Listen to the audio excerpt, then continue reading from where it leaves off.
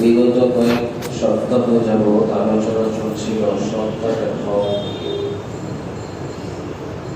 সামান্য কয়েকটা হক বলা হয়েছে, আরো কিছু গুরুত্বপূর্ণ হক বলা বাকি আছে। ইনশাআল্লাহ বাকি হকগুলো নিয়েও কথা হবে। তবে এই সপ্তাহে বিশেষ একটা বিষয় সামনে চলে আসার কারণে সেটা নিয়ে আলোচনা করাটা বেশি জরুরি মনে করছি। যদি বিষয়টা শেষ হয়ে যায় তাহলে সময় থাকলে সপ্তাহে করে একটা হক বলে দিব, সময় না থাকলে আবার সামনে সপ্তাহ থেকে আল্লাহ যদি কবুল করে আবার নতুন করে আলোচনা করব। আপনারা সবাই অবগত আছেন, সোশ্যাল মিডিয়াতে, খবরে, পত্র পত্রিকায়, সব জায়গায় এখন এটা কোনো একটা আলোচনার বিষয়। ইসকন কর্তৃক রাষ্ট্রপক্ষের একজন মুসলিম আইনজীবী মোহাম্মদ সাইফুল ইসলাম আলিফকে নৃশংসভাবে জবাই করে হত্যা করা হয়েছে। তাদের এক নেতা চিন্ময় দাস, তাকে গ্রেফতার করা হয়েছে একটা বড় অন্যায়ের কারণে। সে চট্টগ্রামে তাদের এক সমাবেশে বাংলাদেশের পতাকার উপরে তাদের ধর্মীয় পতাকা, গেরুয়া পতাকাকে উঠিয়ে দেশকে অবমাননা করেছে, যার কারণে রাষ্ট্র তাকে গ্রেফতার করেছে। এটাকে কেন্দ্র করে বিভিন্ন রকমের ফিতনা ফাসাদ শুরু হয়েছে।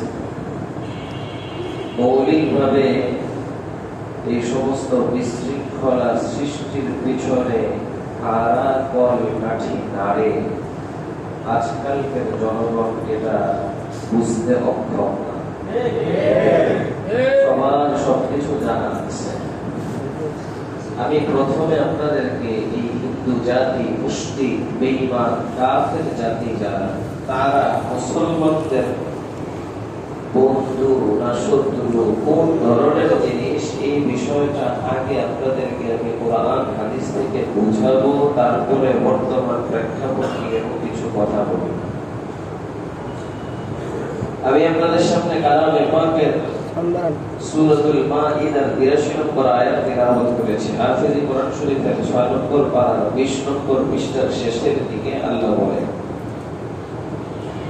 لَتَجِدَنَّ أَشَدَّ النَّاسِ عَدَاوَةً لِلَّذِينَ آمَنُوا الْيَهُودَ وَالَّذِينَ أَشْرَكُوا। যত কাফের আছে যারা ইসলাম ধর্ম গ্রহণ করেনি, ইহুদি বলেন, খ্রিস্টান বলেন, মূর্তি পূজক, অগ্নি পূজক বলেন, যাই বলেন, আল্লাহ বলে সব কাফেররা এই মুসলমানদের দুশমন। তবে এদের মধ্যে কঠোর এবং চরম পন্থার দুশমন হলো দুইটা জাতি। এক জাতির নাম ইহুদি জাতি, আর এক জাতির নাম মুশরিক জাতি। এই মুশরিকরা কিন্তু একই কথা। যারা আল্লাহর সাথে আরো হাজারো দেবতাকে শরীক করে, শুধু এক আল্লাহকে মানে এমন না, বরং এক আল্লাহর সাথে আরো হাজার আল্লাহকে মানে। কোরআন শরীফ আল্লাহ তাআলা বলেছে তারা যে আল্লাহকে মানে না এমন, আল্লাহকে মানে, কিন্তু আল্লাহকে এককভাবে মানে না। আল্লাহকে যেমন ভালোবাসে, তারা যে সমস্ত মূর্তিদের পূজা করে সেই সমস্ত মূর্তিদেরকেও ঠিক আল্লাহর মতোই ভালোবাসে। আল্লাহ তাআলা কোরআন শরীফের সূরাতুল বাকারার 166 নম্বর আয়াতে বলেছেন, হাফিজ কোরআন শরীফের 2 নম্বর পারার 4 নম্বর পৃষ্ঠার একেবারেই শুরু, وَمِنَ النَّاسِ مَن يَتَّخِذُ مِن دُونِ اللَّهِ أَندَادًا يُحِبُّونَهُمْ كَحُبِّ اللَّهِ। মানুষের মধ্যে কেউ কেউ এমন আছে, একটা দল এমন আছে, বিশাল এক দল এমন আছে, যারা আল্লাহ ছাড়া আল্লাহর আরো অনেক সমকক্ষ নির্ধারণ করে তাদের পূজা করে, তাদেরকে আল্লাহর সাথে শরীক করে।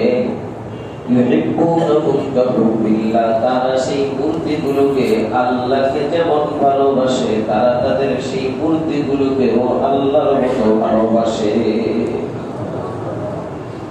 والذين آمنوا أشد حبا لله। তবে ঈমানদার যে হয় সে এই সমস্ত মূর্তি জড়তি কোনটাকেই ভালোবাসে না। ঈমানদার একমাত্র ভালোবাসে যাকে, তিনি হলেন আল্লাহ। ঈমানদার একমাত্র ভালোবাসে কাকে? আল্লাহকে। এই কাফের মুশরিকদের অবস্থা হলো এরা আল্লাহকেও মানে, আমার আল্লাহর সাথে সাথে অনেক শরীকও মানে।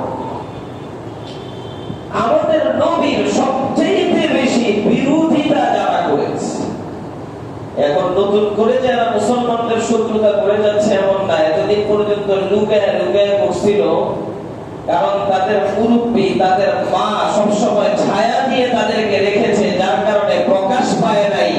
এখন যেহেতু কাজ করার সুযোগ নাই, এই জন্য সালেকের দলেরা পাগল পাড়া হয়ে রাস্তা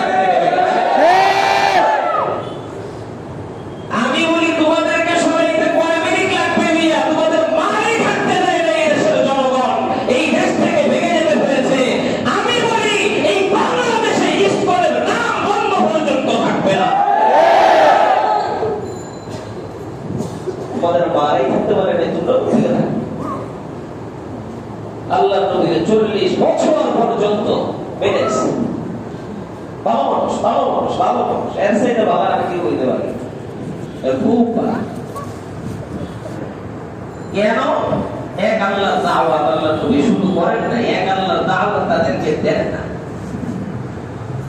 কিন্তু আল্লাহ নবী খুব ভালো করে জানতেন এরা যাদের পূজা করে, যে সমস্ত মূর্তিদের পূজা করে, এরা কোনদিন মাবুদ হতে পারে না, এরা কোনদিন উপাসনার উপযুক্ত হতে পারে না, এরা কোনদিন আল্লাহ হতে পারে না। এটা তো নবী ভালো করেই জানতেন, কিন্তু আল্লাহর পক্ষ থেকে যেহেতু দাওয়াত দেওয়ার বিধান আসে নাই, যার কারণে নবী দাওয়াত দেওয়া শুরু করেন। কিন্তু অনেক দিন আগ থেকেই নবী ভাবছেন কিভাবে আল্লাহকে পুরোপুরি পাওয়া যায়। হযরত জিবরীল এখন আসেন, কারখানার মধ্যে গিয়ে 6 মাস পর্যন্ত ধ্যান। আল্লাহ নবী বলেন, আমি এই 6 মাসে খুব ভালো ভালো স্বপ্ন দেখলাম।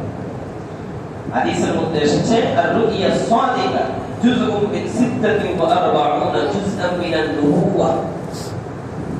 নবুয়তের 46 ভাগের এক ভাগ হলো একটা ভালো স্বপ্ন, সত্য স্বপ্ন, নেক স্বপ্ন।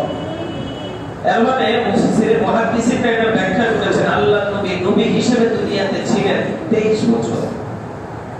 তো 23 বছরকে যদি 2 ভাগ করা হয়, তাহলে 23 বছরের মধ্যে 6 মাস করে হিসাব করলে 46টা ভাগ হবে। তার মধ্যে একটা ভাগ 6 মাস আল্লাহ নবী শুধুমাত্র স্বপ্ন দেখেন। এই জন্য আল্লাহ নবী বলেন, কেউ যদি সুন্দর স্বপ্ন দেখে, ভালো স্বপ্ন দেখে, নেক স্বপ্ন দেখে, তাহলে এটা নবুয়তের 46 ভাগের এক ভাগ। আল্লাহ নবী খুব ভালো ভালো স্বপ্ন দেখেন। এইভাবে 6 মাস অতিবাহিত হলো। হযরত খাদিজা কুবরা রাদিয়াল্লাহু তাআলা আনহা সেই কারখানা করতে গিয়ে আল্লাহ নবীর জন্য খাবারের ব্যবস্থা করতেন, খাবার নিয়ে যেতেন। কত উচ্চা যারা গেছে তারা জানে। এখন তো টুকটাক কিছু সিঁড়ি টিড়ি আছে, ওই সময় তো সিঁড়ি মিলিও ছিল না। মক্কা থেকে বহু একটা নারী গিয়ে দিয়ে খাবার দিয়ে আসতো। এমনিতেই তো হযরত খাদিজাতুল কুবরা আল্লাহর কাছে এত সম্মান হয় নাই। আল্লাহর নবীর যেই পরিমাণ খেদমত করেছে, হযরত আয়েশা রাদিয়াল্লাহু তাআলা আনহা বলে, ওই বেড়ি তো মরে গেছে অনেক আগে, আমার বিয়ার আগেই হয়ে গেছে। হযরত খাদিজা যতদিন নবীর বিবি ছিল ততদিন নবী আর কোনো নারীকে বিয়ে করেননি। হযরত খাদিজার ইন্তেকালের পর অন্যান্য মাদেরকেও বিবাহ করেছে। তবে হযরত খাদিজার আলোচনা এত করতো, হযরত খাদিজার মহব্বত আর ভালোবাসার কথা এত বেশি বলতো, হযরত আয়েশা বলে যে এই চিন্তা আছে আমার সত্যি এটির লিখে এত হিংসা লাগতো না, যেটা বুঝা গেছে এটার লিখে যত হিংসা লাগতো। আমি কই তার বেটা খালি খাদিজা খাদিজা খাদিজা খাদিজা খাদিজা। আল্লাহর নবী আয়েশা রাখলেন, আয়েশা সাবধান সাবধান, খাদিজার বিষয়ে কখনো তোমরা আমাকে কোনো কষ্ট দিবা না, তোমরা তো আমার সুসময়ের বন্ধু। খাদিজা ছিল আমার দুঃসময়ের বন্ধু। সুসময়ে অনেকেই বন্ধু বটে, অসময়ে হায় হায় কেহ কারো। হযরত খাদিজা বিপদের সময় আল্লাহর নবীর কাছে আছে, এজন্য আয়েশার ডাকতে একবার সাবধান, খাদিজার বিষয়ে আমার রিলেশন করো। তোমরা তো আমার সুসময়ের বন্ধু বান্ধবী, সে তো আমার দুঃসময় ছিল। হযরত জিবরিল চলে আসছে গায়ে গেলাম। এই প্রথম হযরত জিবরিল আল্লাহ নবী দেখলেন আপন আকৃতি, ভয় পেয়ে গেছে। এটা কি দেখলাম জীবনে এরকম কিছু। আয়েশা নবীর ডাকতে ওই বলেন, আল্লাহ নবী বলেন মা আনা বিকারি, আমি তো পড়তে পারি না, পড়ার মতো যোগ্যতা নেই, আমি একাডেমিক কোন পড়াশোনা করিনি, অক্ষর চিনি না, পড়ব কেন? এখানে হাদিসের ব্যাখ্যা করতে গিয়ে ব্যাখ্যাকারীরা একটা আজীব কথা লিখেছে। হযরত জিবরিল তো রাসূলুল্লাহ সাল্লাল্লাহু আলাইহি ওয়াসাল্লামকে পড়াইতেছে, তারপরে পড়েনি করো। আমি যদি আপনাদের সবাইকে বলি বলেন কি করো, বলেন না সবাই বলতে পারবেন না? বলেন তো কি করো, কি করো বলতে পারছেন সবাই? জায়গায় কি সবাই লেখা পড়া করতে হবে? অনেক আছে দীক্ষা বানান করতে পারবে না, দীক্ষা পড়তে পারবে না, আমি পড়াই দিয়েছি, পড়তে তো পারবে। আল্লাহ নবীও তো যখন হযরত জিবরিল বলে তো আপনি পড়েন, পড়তে তো পারবে, কিন্তু নবী কয় মা নবী কারি, আমি পড়তে পারি না। মূল ঘটনাটা কি? শারীরিকটা কিতাবের মধ্যে লিখেছে ব্যাখ্যাকারীরা, এটা ব্যাখ্যা করতে গিয়ে লিখেছে আসল ঘটনাটা হলো হযরত জিবরিল আয়েশা নবীর এইভাবে পড়ায় নাই যে আমি আপনাদের পড়াইলাম এখন যে কি করা, এইভাবে বলে নাই নবী আমার সাথে আপনি বলেনই করো। বরং হযরত জিবরিল একটা কাষ্ঠখণ্ডের মধ্যে, কাঠের টুকরার মধ্যে, আর কেউ বলেছেন পাথরের টুকরার মধ্যে 5টা আয়াত লিখে রেখে এনেছেন। ইকরা বিসমি রাব্বিকাল্লাযী খালাক, খালাকাল ইনসানা মিন আলাক, اقرأ وربك الأكرم الذي علم بالقلم علم الإنسان ما لم يعلم। হযরত জিবরিল ওই কাঠের টুকরাটা আল্লাহর নবীর সামনে ধরলো, দুইয়া নবীকে বলল নবী আপনি এটা পড়েন, নবী আপনি এটা পড়েন। নবী বলে না আমি তো পড়তে পারি না। হযরত জিবরিল আল্লাহর নবীর দুইরা একটা চাপ দিল, খুব কঠিন ভাবে একটা চাপ দিল। আল্লাহর নবী বলেন বুখারী শরীফের হাদিস হাত্তা বালাগা মিন্নি আল জুহদু, হযরত জিবরিলের চাপের সাথে সাথে যতটুকু ক্লান্ত হওয়ার পুরা ক্লান্ত হয়ে পড়লাম, আমার শরীরটা ঘামে ঘরমাক্ত হয়ে গেল। হযরত জিবরিল আমাকে ছেড়ে আবার ডাকতে বলি করো পড়েন আপনি।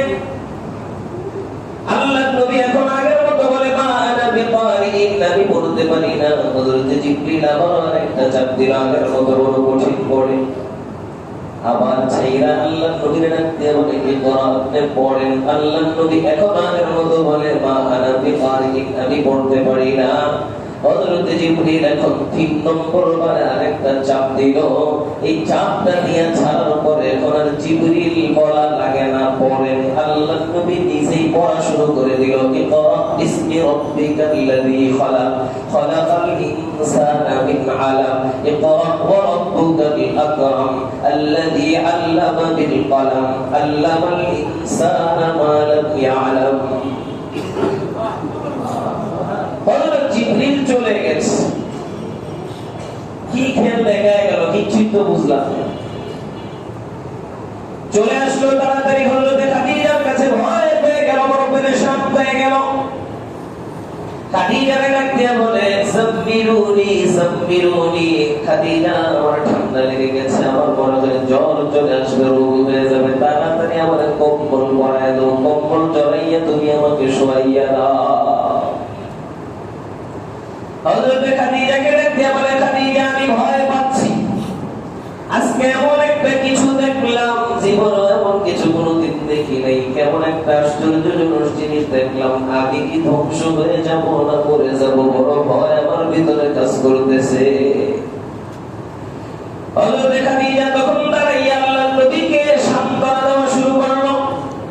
কাল্লা ওয়াল্লাহি লা ইউসিকাল্লাহু আবাদা, কখনো নয়, কখনো নয়, আল্লাহ আপনাকে কখনোই অসম্মান করতে পারে না, লাঞ্ছিত করতে পারে না, বেইজ্জত করতে পারে না, আল্লাহ আপনাকে কোনদিন ধ্বংস করতে পারে না। কেন? আমি খাদিজা জানি আপনার ভিতর কিছু এমন গুণ আছে, যেই গুণগুলো কোনো বান্দা যদি পালন করে ওই বান্দা কোনদিন ধ্বংস হতে পারে না। সেই গুণগুলো কি কি? হযরত খাদিজা একটা একটা করে বলা শুরু করেছে। ইন্নাকা লাতাসিলুর রাহিমা, আপনি আত্মীয়তার বন্ধন রক্ষা করেন, আত্মীয়দের সাথে আপনি সদাচরণ করেন, আত্মীয়দের সাথে সম্পর্কটা খুব বেশি ভালো রাখেন। ওয়া তাহমিলুল কাল্লা, আপনি আরেকজনের বোঝা নিজের মাথার উপরে উঠায়। ওয়া তাকসিবুল মা'দুম, যে লোকটা কামাইতে পারে না আপনি নিজে কামাইয়া কামাইয়া তার রিজিকের ব্যবস্থা করে দেন। ওয়া তু'ইনু আলা নাওয়াইবিল হাক্কি, যে লোক বিপদে পড়ে যায় আপনি তার সাহায্য সহযোগিতা করেন। ওয়া তুকরিজ যায়ফা, এবং মেহমান আসলে মেহমানের আপনি মেহমানদারি করেন, আপনি আপ্যায়ন করেন। ওয়া তাসদুকুল হাদিস, আপনি সত্য কথা বলেন, সত্য কথা বলেন। এই জাতীয় আরো কিছু গুণাবলী বলে হযরত খাদিজা বলে এত গুণ যেই লোকটার ভিতরে থাকে এই লোকটাকে আল্লাহ কোনদিন ধ্বংস করতে পারে না। লম্বা ঘটনা, আমি ঘটনা বলে পুরো ঘটনা চলে গেছে প্রায় 3 বছরের পর। হযরত জিবরিল আর আসে, নবীও বড় পেরেশান, ফিরে আসে না কেন? আর একবার দেখলাম জীবনে কোথায় গেল সে, গায়ে হারায় গিয়ে অপেক্ষা প্রহর করতে থাকে, আবারও আসবে, আবারও কিছু জানবো। আল্লাহর নবী অবস্থায় আছে, আল্লাহর পক্ষ থেকে ওহী চলে আসে, ইয়া আইয়ুহাল মুদ্দাথির কুম ফাআনজির ওয়া রাব্বাকা ফাকাব্বির, হে কম্বলওয়ালা নবী উঠেন উঠেন উঠেন, এখন হুকুম চলে আসছে, এখন আর একা একা দিন পালনের সময় নেই, যান আপনার সম্প্রদায়ের লোক যারা আছে তাদের কাছে গিয়ে আপনি দ্বীনের কথাগুলোকে পৌঁছান। আল্লাহর পক্ষ থেকে আদেশ চলে আসবে, এখন দাওয়াত শুরু করেন, দাওয়াত। আল্লাহর নবী পাহাড়ের উপরে দাঁড়াইয়া ডাকা শুরু করেছে, বড় আশিকের লোকেরা কোথায় আসো, আসো, বড় আত্মীয় মুত্তালিব কোথায় আসো, আসো, এরকম এক এক গোত্রের নাম নিয়ে নিয়ে ডাকা শুরু করেছে। কেউ বাদ নাই, সব যায়। কেন? সাধারণ কারো ডাক নয়, এটা তো আমাদের সেই নির্ভরযোগ্য ব্যক্তি আল আমিনের ডাক, যাকে সবাই নির্ভরযোগ্য মনে করে, যাকে সবাই বিশ্বস্ত মনে করে, এমন ব্যক্তির ডাক। তাহলে তো আর কেউ ঘরে বসে থাকা যাবে না, সবাই চলো। যারা যেতে পারছে না প্রতিনিধি পাঠায়, তুমি যাও, আমি তো যেতে পারলাম না, বাকি তুমি যাও, দেখো কি বল। যাওয়ার পর আল্লাহ নবী কত সুন্দর একটা ভূমিকা সাথে, আপনারা কি বলেন? আমি যদি বলি পাহাড়ের পিছনে একটা শত্রু বাহিনী আছে, তারা এখন কুরাইশের উপর আপনাদের উপর আক্রমণ করবে, হামলা করবে, আপনারা কি কথাটা বিশ্বাস করবে? সবাই বলে একবার না বিশ্বাস করবো। কেন বিশ্বাস করবো না? তুমি এতদিন কোনো মিথ্যা কথা বলো না, এখন কেন মিথ্যা বলো? বলেন তো, পাহাড়ের ওই দিকে শত্রু পক্ষ যে আছে, এটা কি কুরাইশের লোকেরা দেখে না দেখে না? দেখে না। বলেন না, দেখতেছে না। আল্লাহ নবীর কথাটা যে তারা মানলো, শত্রু পক্ষকে দেখা না না দেখা না দেখে মানছে। কেন? তুমি যা বলবা মিথ্যা বলবা। আল্লাহ নবী তাদেরকে ডাক দিয়ে বলে, যদি আমার এই কথাটা তোমরা মানো, তাহলে আরেকটা কথাও না দেখে মেনে নাও, সেটা হলো ইয়া আইয়ুহান নাস কুলু লা ইলাহা ইল্লাল্লাহ তুফলিহু। হে মানুষেরা, তোমরা সবাই বলো লা ইলাহা ইল্লাল্লাহ, আল্লাহ ছাড়া আর কোনো মাবুদ নাই। তোমরা যে 360টা মাবুদের পূজা করো, ওরা কোনোদিন তোমাদের মাবুদ হতে পারে না। আমার আপনার তোমার সকলের মাবুদ হলো, ইবাদতের উপযুক্ত হলো একমাত্র আল্লাহ। আল্লাহ নবী দাওয়াতটা পৌঁছাইলো, সর্বপ্রথম আল্লাহ নবীর বিরোধিতা করলো এক মুশরিক। শুরু হলো নবীর সাথে শত্রুতা, দুশমনি আরম্ভ হয়ে গেল। এতদিন পর্যন্ত যে নবীর জীবনের চেয়েও বেশি ভালোবাসা, তার কিছু আচরণে এমনই বলা যায়। আবু লাহাব, যাকে লাহাবের বাপ কয়, লাহাবওয়ালা, অগ্নি শিখাওয়ালা, এর মানে খুব বেশি সুন্দর ছিল, আগুনের খুব সুন্দর, যার কারণে তার নাম হয়ে গেছে আবু লাহাব।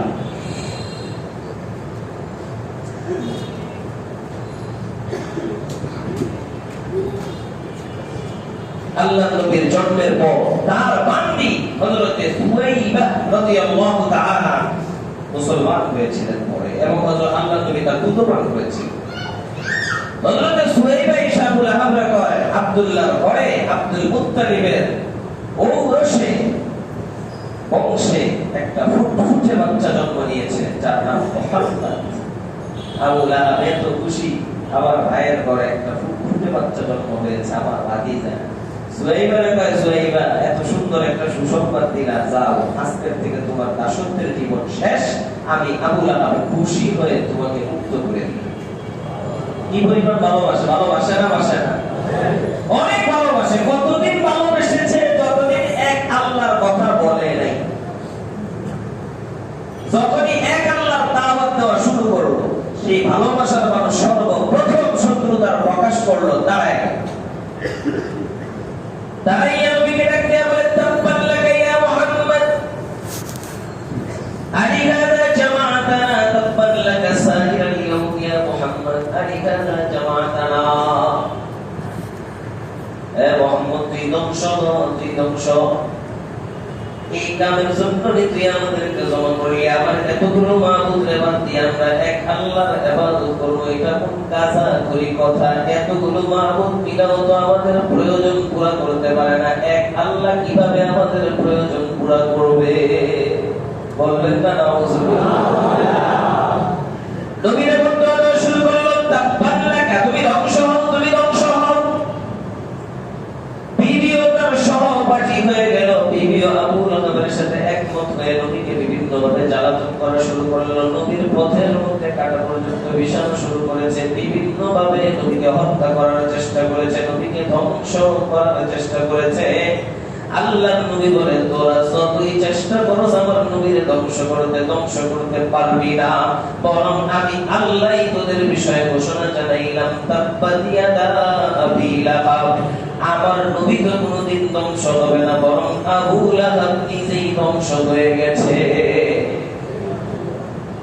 মুশরিকরা সেই তখন থেকেই নবীর বিরোধিতা শুরু করেছে, যত ভাবে পেরেছে নবীকে কষ্ট দেওয়ার চেষ্টা করেছে। আপনারা একটা ঘটনা জানেন, উকবা বিন আবি মুআইদ মালউন, অভিশপ্ত, আল্লাহ নবীকে মারার জন্য বহু ধরনের কৌশল করেছে। আবু তালেব রাইসা লোক দেখে, আবু তালেব যদিও ঈমান আনে নাই, কিন্তু সদা সর্বদা আল্লাহ নবীর উপর ছায়ার মতো ছিল। আজকালও এমন কিছু বেঈমান কাফের যারা ঈমান আনে নাই আছে, এবং যারা আবু তালেবের উত্তরসূরি। তার মানে কি?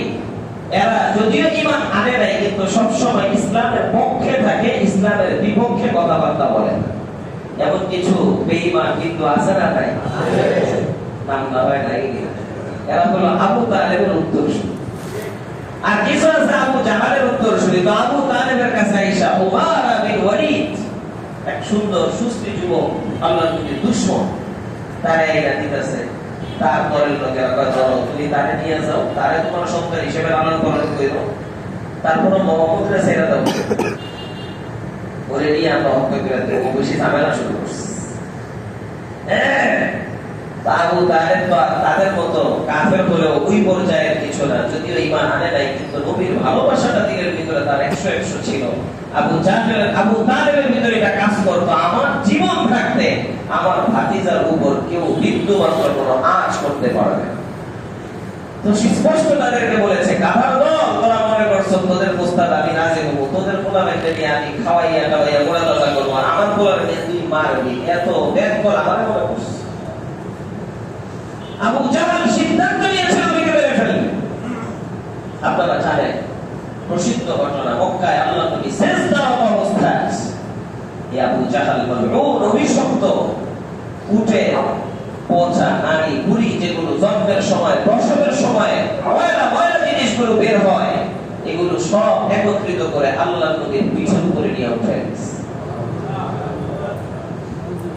হযরত আব্দুল্লাহ বিন মাসউদ রাদিয়াল্লাহু তাআলা আনহু এমন মারাত্মক অবস্থা দেখার পরেও আগে বাড়তে পারে কাফেরদের ভয়ে, কাফেররা জানি কোন দুর্ঘটনা ঘটায়। হযরত ফাতিমা রাদিয়াল্লাহু তাআলা আনহা আয়েশা কাফেরদেরকে বকাঝকা করে সেই ময়লা আবর্জনাগুলোকে সরাইলো।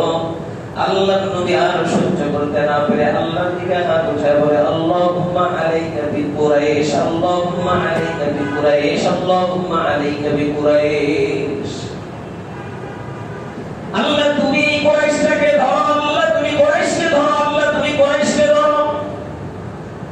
এরপরে আল্লাহর নবী একজন একজন করে নাম নেওয়া শুরু করলো। আল্লাহর নবী বলে, আল্লাহুম্মা আলাইকা বিআবদ ইবনে হিশাম وعقبة بن أبي معيط وعمامة بن الوليد وربيعة بن عتبة وشيبة بن عتبة।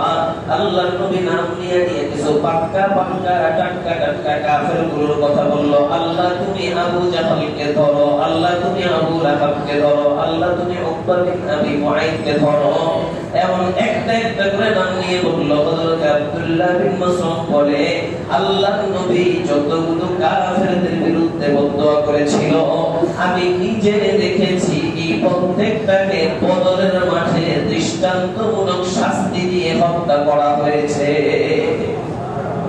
একটাও বাঁচতে পারে নাই। এদেরকে মাইরা কুকুরের মতো হেসাইয়া নিয়ে একটা কুয়া আছে পানিতে বাঁধা, সেটার মধ্যে নিয়ে ফেলা হয়েছে। আমি বদরে গিয়েছি, সেখানে সেই কুয়া এখনো আছে, ওটার উপর অনেকগুলো পাথর জমা আছে।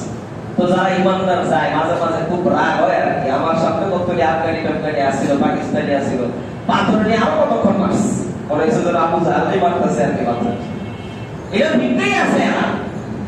আল্লাহ নবী মরার পরে ওই কুয়ার মুখের সামনে গিয়া কিও আমি যা যা কইছিলাম সব পাইছো নি ঠিক মতো? হযরত ওমর বলে, হুজুর কথা বলি কিছু শুনে। আল্লাহ নবী বলে, তুমি আমার কথা কি শুনতেছো? এরা এর চেয়ে তো বেশি আমার কথা বুঝতেছে। আমি কি বলি, আমি যে কথাটা বলতে চাই, আল্লাহ নবী এটা শিখায় দিল। যখন জুলুম চলতে চলতে চূড়ান্ত পর্যায়ে জুলুমের অবস্থা পৌঁছে যায়, তখন আল্লাহ ধরা চলে আসে। কেমন ভাবে এই সমস্ত কাফেরদেরকে বদলে পিটাইয়া মারা হয়েছে, তাদেরকে কুত্তার মতো হেসরায়া ওই বদলের কুয়ার মধ্যে নিক্ষেপ করা হয়েছে। বেজ্জতির সাথে দুনিয়া থেকে বিদায় দিয়েছে। আমরাও স্পষ্ট কথা বলতে চাই, জুলুম করতে করতে আমাদের উপর জুলুমের শেষ পর্যায়ে পৌঁছে গিয়েছো। এখন আর ইনশাআল্লাহ আমাদের পরাজয়ের কোনো পর্ব নাই।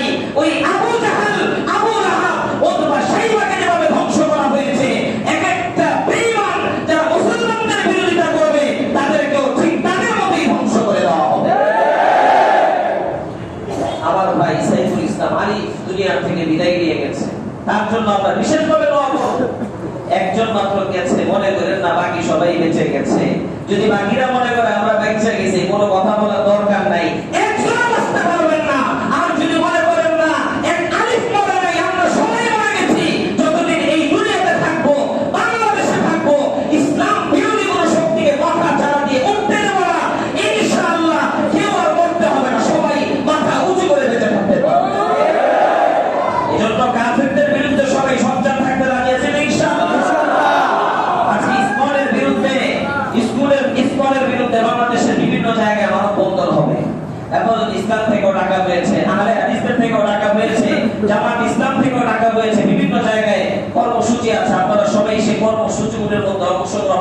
চেষ্টা করবেন ইনশাআল্লাহ।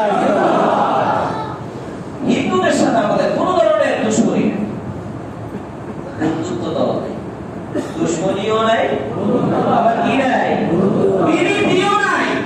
আমি যে কথাটা বলতে চাই, কিছুদিন আগে আমাদের যে সমস্ত নেতারা, উপদেষ্টারা তাদের মন্দিরগুলোতে গিয়া, তাদের পূজাগুলোতে গিয়া, তাদের ধর্মীয় পোশাকটারে নিজের কাঁধের উপরে নিয়ে খুব আনন্দের সাথে তাদেরকে সমর্থন জানাইয়া তোমাদেরকে কি দিল পুরস্কার, তার বিনিময়ে তারা তোমাদেরকে সাইফুল ইসলাম আরিফের লাশ উপহার দিয়েছে। কি মনে করেছো তুমি মুসলমান থাকবা আর তারা তোমার উপরে খুশি হয়ে যাবে জীবনে? ওরা সেই দিন তুমি বলতে পারবা তোরা যেমন অনেক মূর্তির পূজা করছে, এক আল্লাহরে মানুষ না, আমরাও এক আল্লাহরে মানি না, ওই দিন খুশি হবে। এর আগে তারা জীবনে কোনোদিন খুশি হতে পারে না। আল্লাহ নিজেই কোরআনে বলেছেন, ওয়ালান তারদা আনকাল ইয়াহুদ ওয়ালান নাসারা হাত্তা তাত্তাবি'a মিল্লাতাহুম। খুব ভালো করে মনে রাখবা, এই বেঈমান কাফেররা তোমাদের উপর কোনোদিন খুশি হবে না যতদিন পর্যন্ত তোমরা নিজেদের ধর্মটাকে ত্যাগ না করে তাদের ধর্মটাকে তোমরা অবলম্বন না করবা। এই হিন্দু, খ্রিস্টান বা মুসলিম যারা আছে, ইহুদি যারা আছে, এদের আসলে আমার আপনার সাথে কোনো দুশ্মনী, দুশ্মনীটা আল্লাহর সাথে। বলে দুশ্মনীটা কার সাথে? আল্লাহর নবীর সাথে। আজকে যদি আমি বলি আল্লাহরে মানি না বা আমাদের নবীরে মানি না, তাহলে আজকে আমার বন্ধু করা ফেলে, তাহলে বোঝা যায় দুশ্মনী আমার সাথে না, দুশ্মনী কার সাথে? আল্লাহর যে দুশ্মন সে কি আমাদের কোনোদিন বন্ধু হতে পারে? একটা কথা ভালো করে মনে রাখবেন, কাফের যারা আছে, মুশরিক যারা আছে, তাদের বিষয়ে শত্রুতা ভিতরে নিজের ভিতরে লালন করা, এটাও ঈমান। তাদের বিষয়ে শত্রুতা নিজের ভিতর লালন করে, এটাও কি ঈমান। ঈমানদার যে হবে তাদের বিষয়ে অবশ্যই নিজের ভিতর শত্রুতা থাকে, তবে শত্রুতার বহির প্রকাশ হবে। কখন হবে? যখন তাদের দিক থেকে বহির প্রকাশ পাওয়া যায়। কোথেকে পাইলাম এটা? সরাসরি আল্লাহ কোরআনে বলেছেন, সূরা মুতাকিনা 6 নম্বর আয়াত, হযরত ইব্রাহিম আলাইহিস সালামের বিষয়ে বলেছে, قد كانت لكم أسوة في إبراهيم والذين آمنوا معه إذ قالوا لقومهم إنا براء منكم ومما تعبدون من دون الله كفرنا بكم وبدا بيننا وبينكم العداوة والبغضاء أبدا حتى تؤمنوا بالله وحده।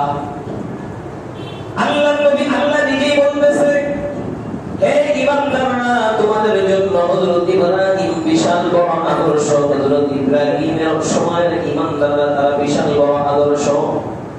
তারা সরাসরি ঘোষণা দিয়ে দিয়েছিল, কাফারনা বিকুম ওয়া বাদা বাইনানা ওয়া বাইনাকুমুল আদাওয়াতু ওয়াল বাগদা। তোমরা যেহেতু আল্লাহকে মানো না, তাহলে আমরাও তোমাদেরকে মানি না, আমরাও তোমাদেরকে মানি না। ওয়া বাদা বাইনাকুমুল আদাওয়াতু ওয়াল বাগদা। খুব ভালো করে জেনে রাখো, তোমাদের মাঝে আমাদের মাঝে শত্রুতা আর বিদ্বেষ সৃষ্টি হয়ে গেছে। এই শত্রুতা আর বিদ্বেষ আজীবন থাকবে, আজীবন থাকবে। এটা দূর হওয়ার একটাই রাস্তা, তোমরা ঈমানদার হয়ে যাবা। তোমরা যদি ঈমানদার হয়ে যাও, তখন আমরা তোমাদেরকে আমাদের ভাই মনে করে আমাদের বুকের মধ্যে নিয়ে নিব। যতদিন পর্যন্ত ঈমান আনবা না, ততদিন পর্যন্ত তোমরা আমাদের বন্ধু হতে পারবে না। মুসলমানদেরকে উদারতা শিখায়, উদারতা একটু উদার হওয়া দরকার। আরে মিয়া, উদার তো মুসলমান আগ থেকে হয়েই গেছে, উদারতার পরিচয় জানে সবাই, এটা জানে। বলেন তো, দুনিয়াতে যত ধর্ম আছে তার মধ্যে সঠিক আর হক ধর্মের নাম ইসলাম। ইসলাম ছাড়া আর কোন ধর্ম হক হতে পারে না। আল্লাহ নিজেই কোরআনে বলেছেন, ইন্নাদ দীনা ইনদাল্লাহি ইসলাম। আল্লাহর কাছে সঠিক ধর্ম একটাই, সেটা হলো ইসলাম, সেটা হলো ইসলাম। ওয়া মাইয়াবতাগি গায়রাল ইসলামি দীনান ফালা ইউকবালা মিনহু। ইসলাম ছাড়া কেউ যদি অন্য কোন ধর্মকে তালাশ করে, সেটা কোনোদিন আল্লাহ কবুল করতে পারে না। তারা মুসলমানদেরকে উদারতার সবক শিখাইতে চায়। আমরা বলতে চাই, মুসলমান তো হক ধর্মের উপর আছে, সঠিক ধর্মের উপর আছে। তোমরা বেঠিক ধর্মের উপর আছো, বাতিল ধর্মের উপর আছো, অন্যায় ধর্মের উপর আছো। তোমাদের উপর যে মুসলমান কোন জুলুম করে না, অত্যাচার করে না, তোমাদের সাথে যে বিনয়ের আচরণ দেখায়, দেখায়, এটাই তো মুসলমানদের সবচেয়ে বড় উদারতা। তারাই না দুর্বল হয়ে চলবে যে আমরা তো না হোক, আমরা তো বাতিল থেকে যে বাতিল হবে, যে অন্যায় হবে, সে তো যে ন্যায়ের উপর থাকে তার কাছে ছোট থাকে। বরং মুসলমান বলেন আমরাই হকের উপর, তোমরা না হোক, তোমরা বাতিল, তোমরা অন্যায়, তোমরা শিরক করো, ঠিক আছে, তারপর আমরা তোমাদের উপর কোনো কঠোরতায় যাব না। তোমরা যেটা ভালো মনে করো করতে থাকো, সমস্যা নাই, আমরা আমাদেরটা পালন করবো। দুনিয়াতে তোমাদেরকে কোনো বাধা দিব না। কেন? আসল ফয়সালার জায়গা তো আখিরাত, সেখানেই সিদ্ধান্ত হবে কে নাজাত পাবে আর কে নাজাত পাবে না। এটাই তো উদারতা। এর থেকে বড় উদারতা আর কি হতে পারে? উদারতার মানে এটা যে এই বেঈমানরা, মুশরিকরা, এই সমস্ত মুসলমানদের দুশমনেরা মুসলমানদের উপরে বিভিন্নভাবে চক্রান্ত করতে থাকবে, আর অত্যাচার করতে থাকবে, মুসলমান খালি চোখ বুজে বুজে সহ্য করতে থাকবে। এটা আল্লাহ শিখায় নাই, আল্লাহর নবীও শিখায় নাই। আল্লাহর নবীও যেটা বলেছেন, আল্লাহও যেটা বলেছেন, সেটা হলো তাদের সাথে উদারতা দেখাইবা তারা যদি মুসলমানদের অধীনস্থতা মেনে চলতে পারে। আর যদি তারা এক আল্লাহকে না মেনে মুসলমানদের উপর কর্তৃত্ব দেখায়, মুসলমান জীবন দিতে পারে, কোনদিন কোন বেঈমানের কর্তৃত্ব মেনে নিতে পারে না। এজন্য আমরা বিশেষ করে আমাদের সাইফুল ইসলাম আলী ভাই যে আছে তার জন্য দোয়া করব, আল্লাহ যেন তাকে শাহাদাতের মর্তবা দান করেন। আপনারা একটা একটা করে ঘটনা জানতে পারতেছেন। বৈষম্য বিরোধী ছাত্র আন্দোলনের যে বিশেষ দুইজন হাসনাত আর সার্জিস, এদের তো এখন বিশেষ এক অবস্থান তৈরি হয়েছে। এদের ভিতর ঈমানি চেতনাও খুব ভালো আছে, মাশাআল্লাহ, খুবই ভালো। এদেরকে বিভিন্ন ভাবে মেরে ফেলার জন্য চক্রান্ত হচ্ছে না? হচ্ছে না? এজন্য পুরো বাংলাদেশের মানুষ সোচ্চার হতে হবে। এখন থেকে সাবধান হয়ে যান। বাংলাদেশ এখন এমন একটা পর্যায়ে আছে, আমরা যেইভাবে দেশটাকে গড়তে যাব সেইভাবে চাইলে গড়তে পারবো, তবে সব মুসলমান এক হয়ে